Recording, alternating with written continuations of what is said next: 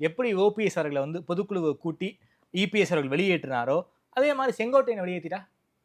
இல்ல அதற்கான வாய்ப்பே இல்ல. ஆனால் அப்படிப்பட்ட ஒரு நிலையையும் திரு எடப்பாடி எடுப்பார். எதற்கும் துணிந்தவர் தான். சரி. அவருடைய அணுகுமுறைகள் கடந்த கால செயல்பாடுகள் பார்க்கிறபோது, ம். அந்த ஏறி வந்த ஏணியை எட்டி உதைக்கிற மனப்பாங்கு இருக்கிறது. சரி.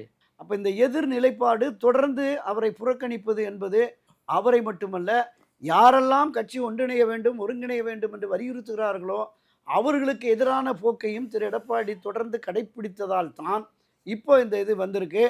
இது இந்த 10 நாட்களுக்குள்ள திரு எடப்பாடி பழனிசாமி இந்த விஷயத்துல ஒரு முடிவு எடுக்கவில்லை என்றால், நிச்சயமாக பொதுக்குழு கூடும்.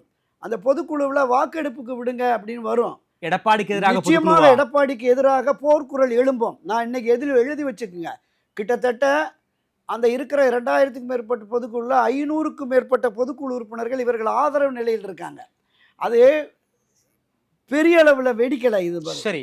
திரு செங்கோட்டையன் வந்ததற்கு பிறகு நிச்சயமாக தமிழகம் முழுவதும் இருக்கிற பொதுக்குழு உறுப்பினர்களில் பெரும்பாலானோர் செங்கோட்டையன் கருத்தை ஆதரிக்கிறார்கள். ஓகே. எனவே திரு எடப்பாடிக்கு எதிராக அந்த இதில் நிச்சயமா ஒரு பொதுக்குழு கூடினாலும் பிரளயம் வெடிக்கும்.